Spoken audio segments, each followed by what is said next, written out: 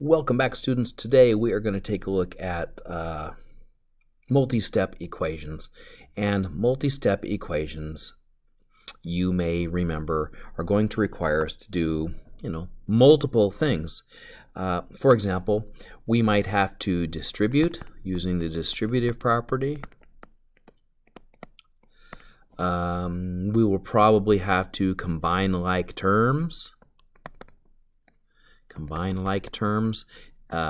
So when we talk about like terms are individual components of the equation that have the same exponent raised to the same power. They don't have to have the same coefficient. Like you see here, the coefficient of 12x is 12. That's the coefficient, and of course x is the variable. Anyway, in order for them to have like terms, they have to have the same variable and raised to the same power. Like this might be x to the second power, or it could have been x to the third power. But in this case, we're just looking at, it's just x. So we could be distributing, we could be combining like terms. We might have to move variables and terms. We might have to move terms from one side of the equation to the other. So moving terms to opposite sides of the equation. All these things can happen when we are doing multi-step equations. So let's get started right away with this one. And this is the only one we're going to do because I feel that it covers everything that we're talking about: combining like terms, distributing, moving terms to opposite sides, and all kinds of good stuff. So let's get started. Okay, first of all, let's take a look at, is there any distribution that needs to happen in this? And you might say, well, yeah, maybe, I think, I'm not really sure. And here's the big hint. You see something in parentheses. So that's in parentheses. 9 minus 12x is in parentheses. But doesn't look like it's being multiplied by anything because there isn't a number outside the parentheses that's sitting there waiting to be distributed. But there kind of is. It's actually waiting to be distributed by a -1. Anytime you see this minus sign just sitting outside of parentheses, that means you're going to actually change everything inside that parentheses to its opposite by multiplying by -1. And this is how I like to remember it. So I'm going to multiply -1 times the 9. And I'm going to multiply -1 times the -12x. So when I do that, -1 times 9 is -9. And -1 times -12x is positive 12x.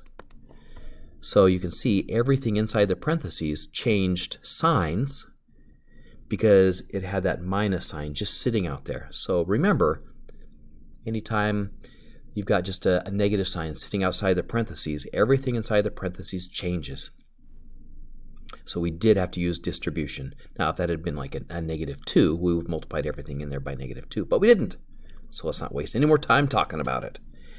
Now I'm going to bring my -5 on down and my equals 13 on down, because now I can go on to the next step. Now let's talk about, now that we're done distributing, let's talk about combining like terms. Now I don't see any like terms that involve variables because there's only one 12x, but I do see that I've got a -9 and a -5, and those are like terms that should be combined on one side of the equal sign. So I'm going to combine them by using the commutative property of addition. I can just shift everything around on this side of my equation. So I've got -9 minus 5 plus 12x equals 13. And now because I've done that, I can go ahead and combine my -9 and -5. -9 combined with -5 is -14. Bring the 12x down and the equals 13 down. Now let's move some terms to opposite sides so we can solve for x, because we're almost done. Now notice I've got a -14 over here plus 12x equals 13. I need to get rid of this -14 so that I have all my variable terms on one side of the equation. So what I'm going to do is, since this is negative 14, I have to do the opposite of negative 14. So I'm going to add 14 to both sides. And when I do, those two cancel each other out because they make 0. And I get 12x equals 13 plus 14, which is 27. Okay, there we have it. Now, all I have to do is figure out how much x is worth. So what I have going on here now is I have 12 times x equals 27. So if I divide by 12 on both sides, then 12 divided by 12 is 1. 1 times x is just x. So x is by itself. It's now isolated on one side of the equation. And 27/12, well, I can keep it just like that. And that's perfectly fine. I don't have a problem with 27/12. If you want to, you can convert it into a mixed number, but you don't have to. If you did, that would be 12 goes into 27 2 times. Oh, you know what? But before we do that, let's simplify this fraction. I can divide both of these by a common factor. The greatest common factor of each of these is 3. And when I do that, 27 divided by 3 is 9. 12 divided by 3 is 4. There we go. That's a lot better. 9/4.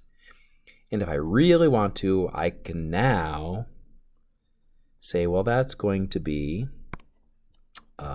4 goes into 9 2 times. 4 times 2 is 8. That means I have 1 left over, 1/4.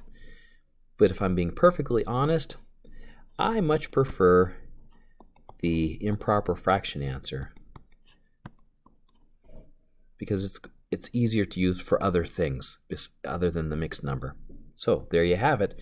We distributed, we combined like terms, and we moved terms to the opposite sides so we could solve for our variable, which was x. And now if you really want to know if you got your answer correct, of course you know that you could take this number, put it back into the original equation wherever you saw the x, simplify that side of the equation, and see if indeed it equals 13. All right, well, there you go. Have a great day. Don't forget to be awesome. See you next time.